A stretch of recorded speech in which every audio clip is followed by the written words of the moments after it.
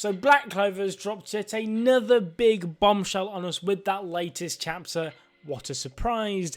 This time, something I did not see coming. The title, in and of itself, is enough to take your breath away. I mean, like, the Great War breaks out. Like, we've jumped into war now? Hello? Before we jump into this review, please leave a like on this video if you enjoyed this chapter, and as always, be sure to answer today's question of the day.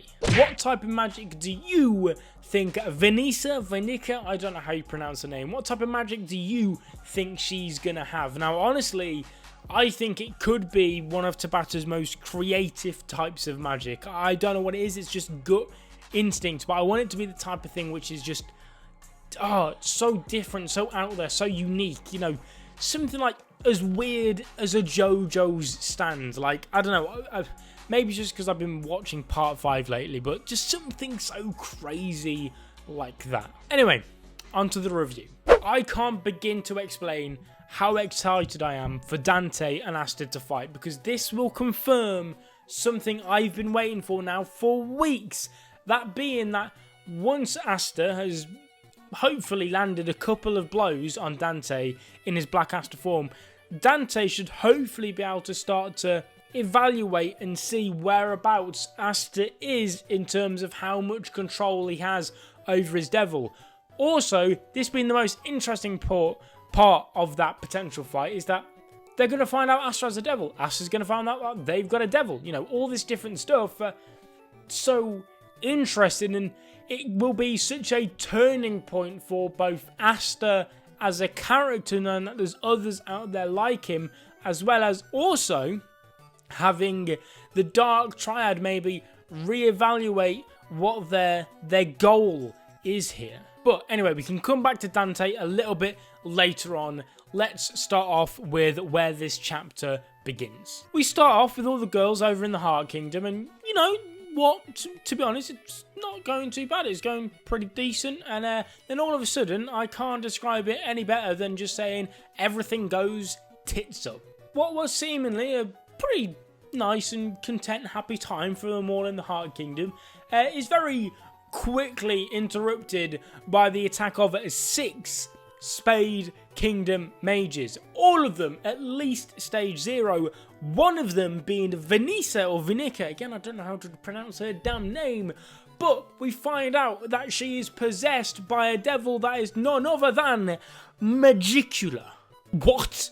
Yeah, I didn't see this coming at all. I had to say, you know, if I had to guess, if anyone was to be possessed by Megicula, I expected it to be Dante. Having it be Venica was such a twist that I have to admit I didn't see coming. However, this does leave us with a very tasty matchup between Venica and I'm hoping Lola Pacheca and Noelle, 2 water users and the water spirit who both have a very big grudge over Megicula. I also want to slide this in here while I can, you know, I just want to, you can clip this up if you like, a little prediction of mine. I want to say that the guy, I think his name's like Guja, something like that. Lola Pacheca's like a right-hand man, bodyguard type deal. I think he's going to die.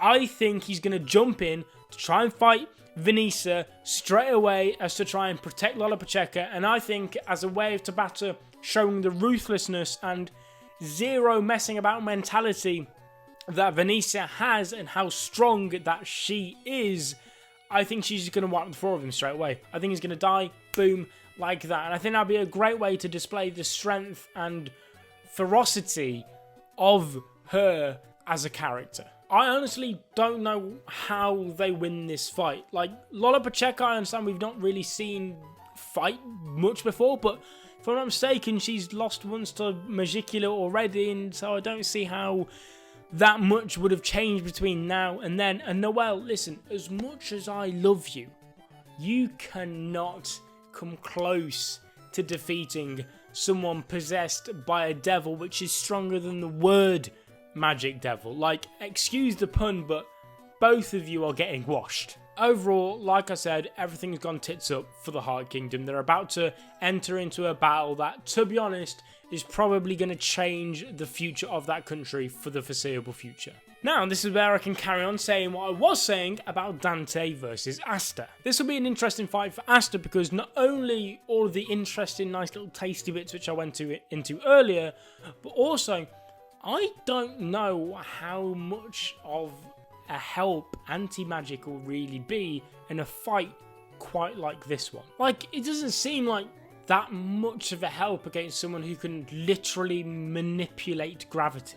Also, quick little sidetrack, a little pat on the back, round of applause to the batter for that little reference to his past piece of work, Hungry Joker. I didn't notice it because I've not really read any of Hungry Joker, really, unfortunately, but the scar on Dante's head, turns out it's the same pattern on the apple which the main character of Hungry Joker ate to gain, you guessed it, gravity powers. But anyway, like I was saying, this is how I picture it in my head anyway. Unless Asta holds his sword in like a certain way, I don't know how we can really negate gravity. Can he even negate gravity? Is he using a magic gravity, or is he just simply manipulating actual gravity? Because, for example, when you think back to the word Magic Devil, Asta had no problem getting rid of all the magic weapons that were firing at him, but when a real weapon was fired at him using the word Magic Devil's magic, then, you know, Asta couldn't negate that, he couldn't get rid of that.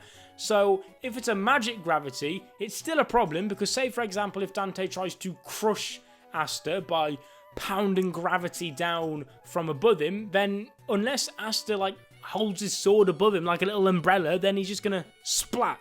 He's crushed. If he tries to get him from the side, boom, he's got to keep blocking the gravity, but you can't see gravity, so that's going to be extremely difficult. Maybe, I don't know if he can use ki some way to do that, but that in and of itself is a completely different scenario that Asta's ever really faced before.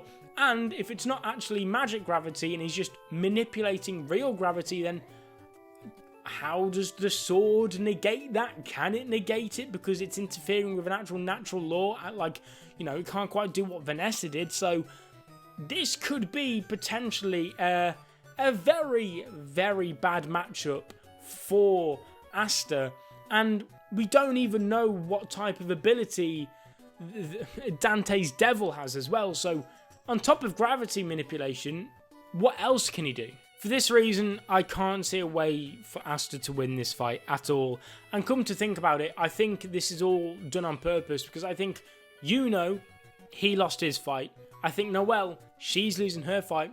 Asta, I think he's losing his fight. I think all three of them, all three of our main characters who have come on so far in the last saga, have now suddenly just been, boop, absolutely swept by these new guys. And it really puts into perspective that, you know, maybe they weren't that strong. Like, that sounds really bad. They are really strong. It's just the Dark Triad of the Spade Kingdom, quite evidently, are just devil users altogether on a whole nother level. Still, the truth will be revealed very, very soon. But on to the next topic which I want to talk about, and that is Vanessa, because there seems to have been lots of confusion in the community recently. As Dante does say, you know, to think you'd have a stage 0 other than Yami here when in reference to Vanessa. And this is where people got confused, because he's saying, well, a stage 0 other than Yami, but it was stated in the last chapter that Yami's arcane stage. So is it a mistranslation? Is it just a misunderstanding? What is going on here? Now, there's two explanations. One, yes, it's a very lazy mistranslation. If that's the case, that's bad. That's really, really bad, because these words, they're not even similar in Japanese. I've had a look. Obviously, Google Translate is hardly, you know, fluent, but they don't seem like massively similar words. Obviously, I'm not Japanese. I don't know.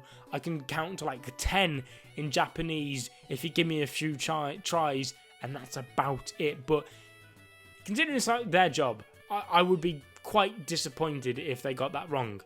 What I think it could be is the fact that with Yami being arcane stage, he still technically qualifies as stage 0. Like, he has all the attributes of a stage 0, he's just got more on top of that, so he's still in the same category, can be included in the same conversation as Vanessa in that case. But other than that, I think I'm going to wrap up this review of chapter 240, I want to say, of Black Clover. I really need to start remembering what actual number we're on. Such a great chapter, really enjoyed talking about this. Make sure to leave a like on this video if you did enjoy the chapter, like I said, and to be sure to answer today's question of the day in the comment section down below. What do you think of Venice's potential magic ability? Subscribe if you're not already to become a member of the Senpai Squad. I'll be seeing you guys in another video as always, but until then, peace.